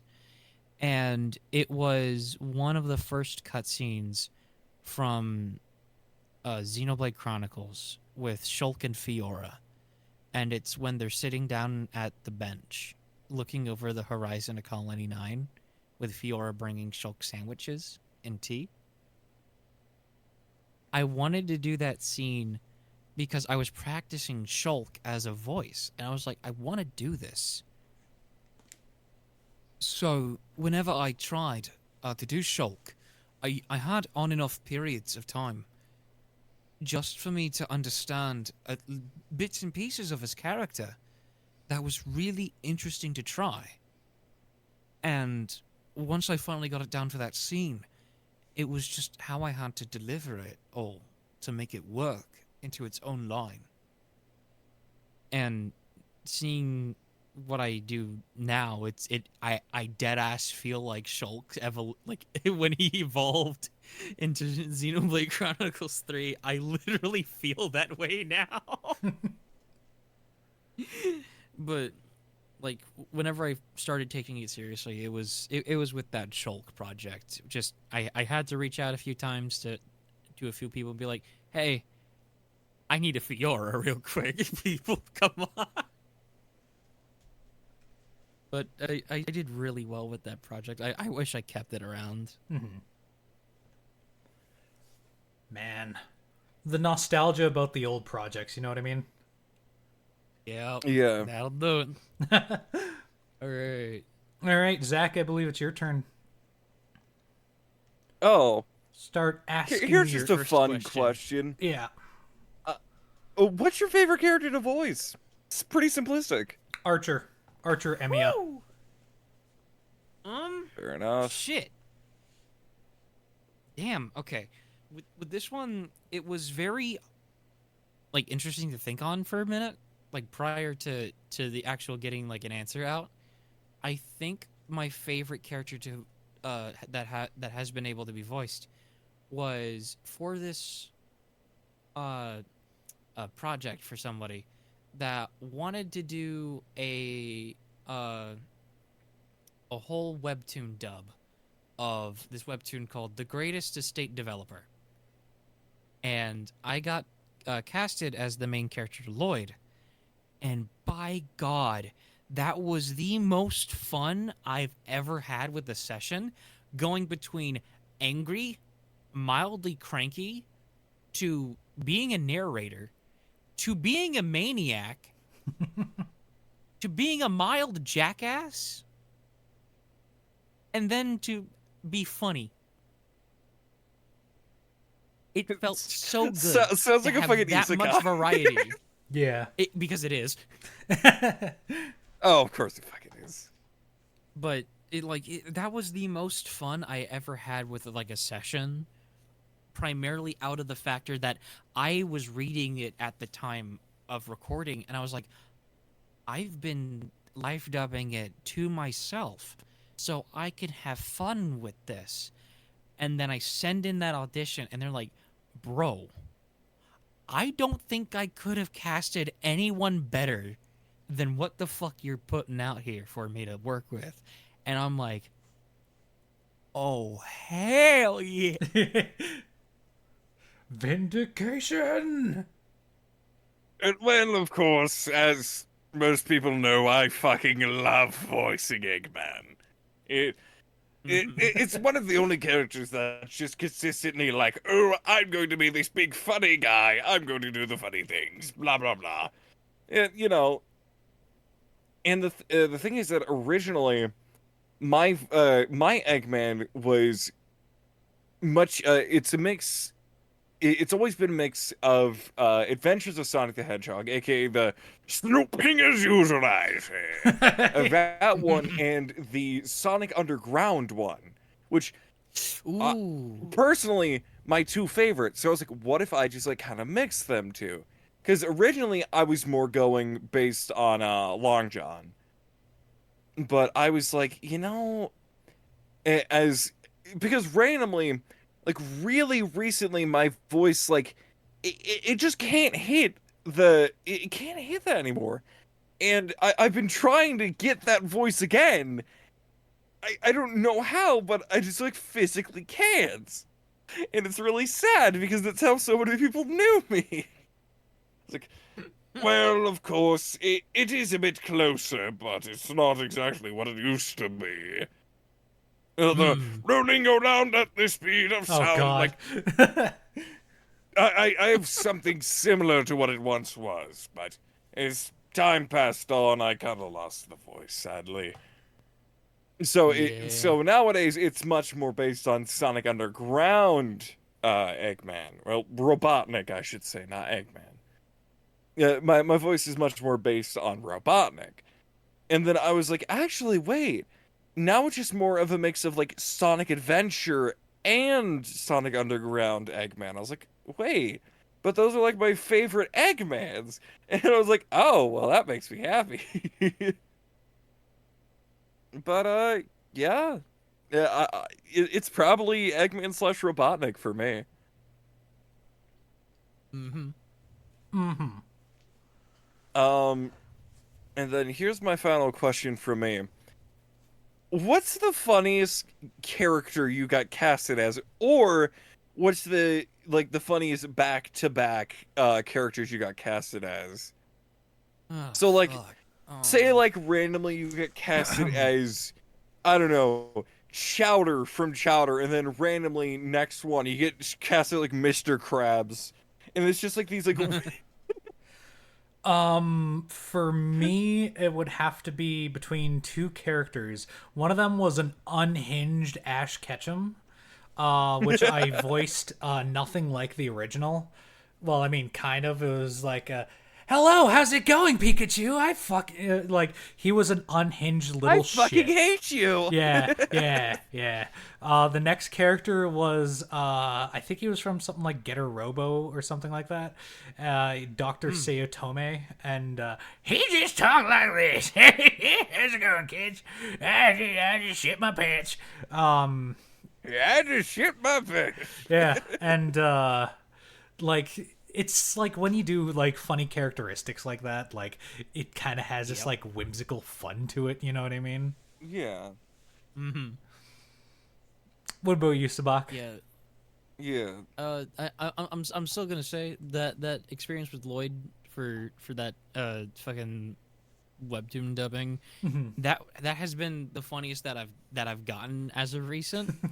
In terms of anything else that was like really funny to try, I think that was I believe like I was actually planning on doing this just to practice more in that vocal range, and also just to try more voices done by that Voice done crack by, and a half right there. Yeah. yeah.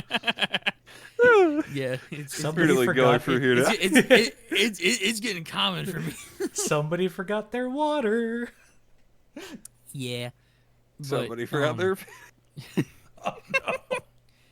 but fucking, I kind of wanted to do something that was like because like okay, this video on Twitter basically like posted a whole bunch of fucking clips from like cross tag battle for Blaze Blue, and it was all the English dub voices for like Naoto Kurogane, Ragna, and Hyde from Under Night in Birth. And I swear to God, these three bastards have some of the funniest lines in the game. And it's just like it's the range that everybody gave into their performances for it all that really sells it hand in hand. And I'm just like, why the fuck do I want to do some of the Naoto Kurogane lines? And it's just like, I understand why. But in terms of anything that's like properly in like official casting wise, shit.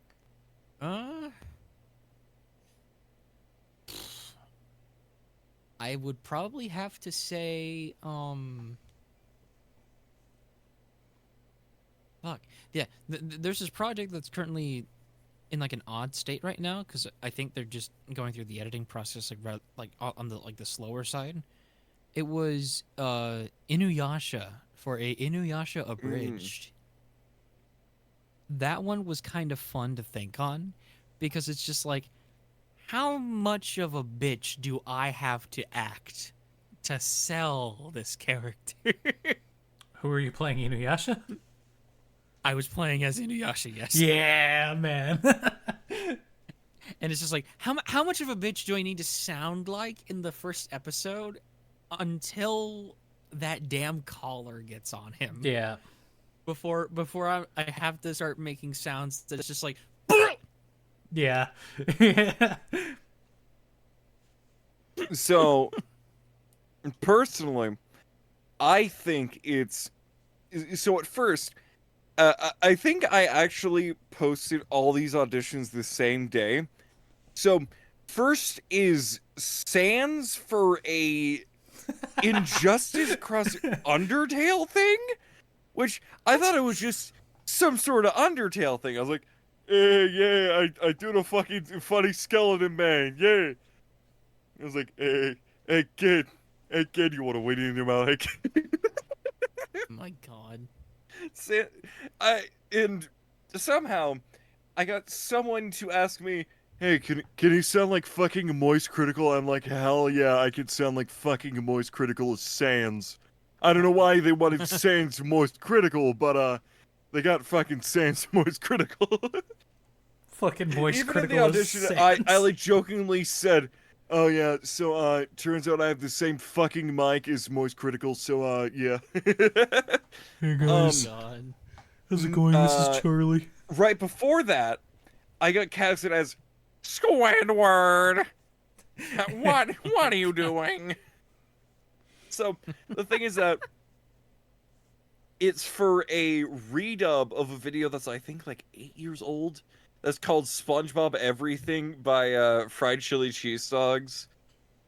Oh my god, I used to watch that video so much when I was younger. I was like, oh my god, someone wants to fucking redub this. And my shock to see, I got fucking Squidward. It's like, oh, Squidward? He's like, yeah. I was like, oh, okay. I think the hardest thing was having to yell as Squidward for like 15 seconds straight as he's flung off Oh. a fucking building. It's like, Yeah. Ugh. It's the long screams that get you. Yeah. Sometimes it's the short bursts. Other times, them long ones can whoop your ass. And then, right after that, it was for a friend of mine. Somehow I got fucking Walter White. I was like, Jesse, we need to cook, Jesse. Because it was I don't know if the video is still up because I don't remember which server it was for, but it was like Walter White and Jesse sell to Sukuna or something. And I was like, well, I don't really know many JJK voices because at the time this is the fucking voice I did for Toto because I was just joking around at that point. And speaking of that Toto audition, originally I had it so that he was a dementia-ridden idiot that thought he was Toto from The Wizard of Oz. Oh no. And so I was like, what do you think of it? He's like, dude, we can make a video alone just off that script. And I was like, My okay. God. I think that guy, I actually don't remember. Because I think it might have been that one guy that I knew that deleted his Discord, but I don't really know. I think just back to back to back, knowing I got those three things, I was like, oh, that's kind of funny. All right. I think the another thing I think I got really funnily casted for is I do the fucking medic from TF2, and I somehow got into a fucking TF2 fucking visual novel as the medic. I was like, wait, you want me? She's like, oh yeah, it's like really fucking good out of nowhere. I was like, well, I already do some magic and something else, which I don't do anymore. Complications and shit. But my friends, whenever I suddenly say, hello, Symmetric is here, they're like, what the fuck, or laugh. And I'm like, you know what? Yeah, I gotta do that. Right behind you. I think another funny thing is getting casted as Toto back to back to back to back 4 times. Oh my God. I was like, fucking, huh? Consistent drain. I was like, brother! Because whenever I do Toto, it's like right around here. And apparently people fucking like Toto like this.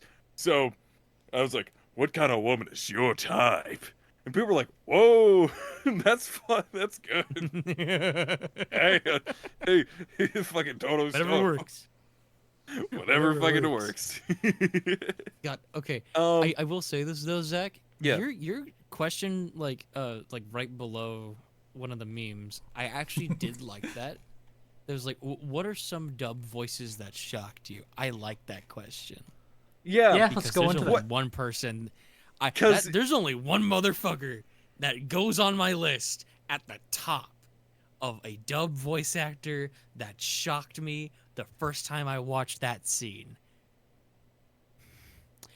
Which is? J. Michael Tatum as Erwin, Attack on Titan, Yeah. Season 3. Yeah. The Charge. The The charge. speech. Holy fuck. I was gonna say, Yes. I didn't mean that kind of shocked. I meant like, how the fuck is this person having the same voice? But hey, I agree on that. Ooh. I meant Ooh, in yeah, the that's... how the fuck is this guy having range? this voice? No. Just like overall, wait, that's what the dub voice is? That's weird. Like that's what I was kind of thinking of. Because wait, I have 2 picks. So shocked in a 2 good way or picks. shocked in a bad way? Shocked in a bad way. Any voice that and I'm about to get fucking skinned alive for saying this hot take, but any voice done by Bryce Papenbrook. I'm about to fucking die for that hot take. There's only a few that work in his favor that I actually genuinely like enjoyed for. Every time I watch an was anime with him in it, it's always, hey, look, it's blank the anime starring Kirito from Sword Art Online. Oh my god. Hello, Okay, welcome to the Miraculous the Ladybug one starring thing I will Kirito. give to him, he's fucking great as Caesar in JoJo's. I'll admit it. His Caesar, Yeah. fucking great. That is Honestly, one of the yeah. only things I give to that guy. I mean, him as a Nosuke also pretty good. I like it. It's a That good one take. does fit him, yeah. And then we just have, oh yeah, he's Silver. I forgot. Yeah, no, he's just really good. He's just really fucking good at Silver. But And then a few others. yeah, like Theodore in Persona, stuff like that. Yeah. But Eren Yeager, I honestly believe could have been better. Like, especially when you get to like we the, can't forget okay. fucking Nagitoko Maeda from Like, Danganronpa. when we get to like the final season, the I you know wish the they voice changed. the voice actor like Bryce Papenbrook, it's too jarring coming from that serious and that gritty of a character. Yeah. Like okay, it works so well in the initial like first 2 seasons. Yeah. Once season 3 hits, it needed a slight deviation, which still would have used Bryce. Season 4, I would Why? have said get somebody else. Yeah. So I think I have two options here. Which My Hero, I didn't know this character sounded like this. I was like, yeah, I know Mr. Compressed because of the fucking Battle Royale game. I was like, what does his dub voice sounds like? It's fucking old Kai from Dragon Ball. I'm not even kidding you. I was like, you're kidding me. It's Kibito Kai? It's Kibito Kai. Great. No, I'm not doing that. So I just said, well, I'll just be a little more flashy, and I'm gonna tell you, the amount of people who said, oh my god, that voice fits him way better. I was like, yeah, I agree. Here's one that was just kind of shocking, but not like in an awful way. Just like in a, whoa, that's like way too close. Fucking Eustace Kid in One Piece. And then hearing immediately, Super Boo? I'm sorry? Because the thing is, Fuck yeah. I love Eustace Kid. I love the character. I love like magnetism abilities in like anything. I love Magneto. I love fucking Nero and JoJo's. Like I love all those characters. It's such a cool ability. It's just what if Super Boo had a fucking slight pirate accent? That's how you get Eustace Kid. And the first time I heard his dub voice, because I was like, I love the character. What does his dub voice sound like? Why? How is it Super Boo? How do you see Super Boo? I mean, I like the voice, don't get me wrong. It just shocked me. But like, obviously, I think the there's one that has on and off effects. Let's for hear me, ya. though. Like, okay, there's only one that kind of catches me off guard. It still works as a voice, but to those who have gotten to Penacony in Honkai Star Rail, there's the character named Gallagher. Oh my god, yes, I agree. His Gallagher English has a voice weird is still voice. good. It's still good. It's just not what I was expecting. Cause like I only got to see like the drip marketing for it, so I only got to see his art. I think I might have heard his Japanese voice, but I heard his English voice, and I'm like, something's off. I don't know what it is. Oh, But that guy. Okay, yeah, no, I got. Something's missing. Yeah. I had to look quickly at a picture of him, like, who the fuck's Gallagher? And I'm like, oh, him. Okay, yeah, no, I Yeah, gotcha. and- It's and- so and- Oh off. yeah, and the I'm more I look Gallagher at or him- whatever. Yeah, like the more I looked at him, and I'm just like, Half the time, there's gonna be that one good character that you just want to make an interpretation for. and other times it's just like okay, I'm gonna leave you alone because I know that you can possibly get better. There's been a few characters that have done that for me. I don't remember who exactly. Yeah, but I'll it was say from, this: like a few different Gallagher series. There are sounds characters like a that grow. fucking divorced dad in his mid-40s. Like He his basically English is. voice. He's like, he sounds kind of like this, and he has like a lot of voice complexions, and it's really weird to voice. Yes. And the thing is, his Japanese, his Chinese, and his Korean voices, they're all similar, which he's just like, oh yeah, I'm Gallagher. And then it's just like, Misha's a sensible kid. Me? And it's just like, huh? Like, don't get me wrong. Yeah, I love his voice. I don't feel like it fits Gallagher, though. Yeah. like it works well in some aspects. It's just like I wish it was a little bit more refined in terms of like directors, but like wise. If it was slightly adjusted, ooh, baby, I mean, it would have worked. You're talking about Because the guy... it's still young enough, but it's Yeah. also got enough gruff to fit like at least like the rest of the design for the stubble. Yeah, so the thing is that he's kind of mostly known for voicing, like, really big, burly guys. Mm-hmm. Or Vikings. And it's, like, none between besides, oh, yeah, like, Danny from The Walking Dead fucking games. And then Jackson League of Legends, I believe. Mm-hmm.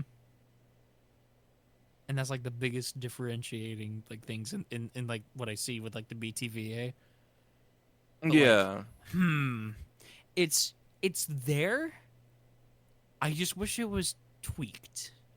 That's the only thing about it. Because like I think I contemplated doing like a project with Gallagher one time, primarily just to be like, here's my interpretation. Because I remember I did something similar to it, mainly out of respect. But I tried one as well for Jing Yuan. Holy shit, Alejandro Saab's got it on the handlebars right there. Damn right. Yeah, Alejandro Saab, I love knowing that he was just, at first, just this, like, chill dude on YouTube, gets casted as Shallot in Dragon Ball, and then just all of a sudden, boom! Spikes. Like, he's in everything nowadays. He's in, like, Persona. He's in, shit, what else is he in? Fucking He's in every Dragon MiHoYo Ball, game. obviously. Yeah, that too. Now he's in like all 3 Hoyo games. Fucking what else? You want to know who started out pretty obscure and then like fucking blew up after one role? Yeah. Ray Who? Chase. That's Yes. true. Yeah, Yeah. that's very much true. After Noctis. Dude's fucking Sukuna now. Yeah.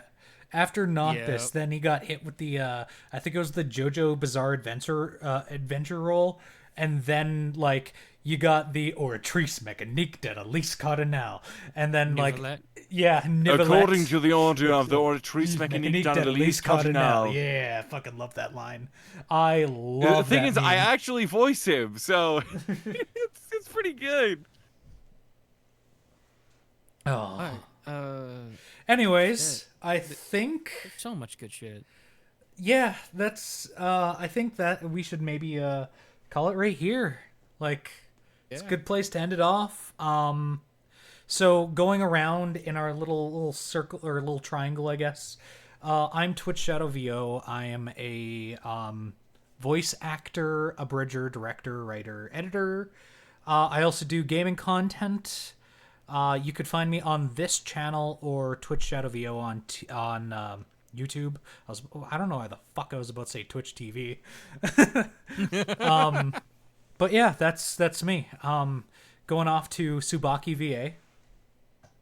Yeah, name Tsubaki. I'm a voice actor and a sound designer for this bucko. I'm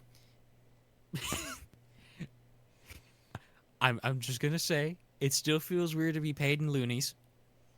Fuck off, Canadian bucks. But Bro, overall, my ass was a fun part times. of. Bro, I was a part of a group called the Loonies. Whoa. But overall, fun times. Yeah. Anyway, over to you, Zach. Hi, I'm Zach. I'm cool like everyone else here. Also, please, if you need voice actors, I'm always free. Like, nobody has shit for me anymore, please. I'm begging you, please. Description. Please. Oh, also, if you might want to make an appearance, if you're just like a part of the group, like you voice with us, or anything in general, feel free to fucking hit us up. Yeah. So, what was I gonna say? It loosely tied to that. Right, we still have casting call going for next episode of Fate Apocrypha Abridged. Episode 1 and Final Fantasy Episode 1 are currently down right now. They're going to be getting a little bit of work done before we re-release it. Going forward, though, yeah. So expect a lot more content from us in the future, especially now that we're starting to get the tracks rolling. We had a little bit of a derailment, but we quickly fixed that. So, yeah, no, if you're a voice actor that works with us and would like to be on the podcast, just hit me up. If you're a fan who likes what we do, comment about things you'd like us to discuss on the next episode, or maybe, a small niche voice actor who maybe we might guest star on, because there are some people I'd like to have on here that aren't in our projects yet. Yeah. Yet. But yeah, no, please show us all of your support. Subscribe, comment, like all of that really helps me out, and I personally read every single comment. So yeah. We all do. Yeah, Yes. Zach kind of stalks our YouTube from time to time. No, I'm just kidding. Yeah. Yeah. Anyways, yeah, catch you guys on the flip side. We'll see you next episode. Bye. Stay safe.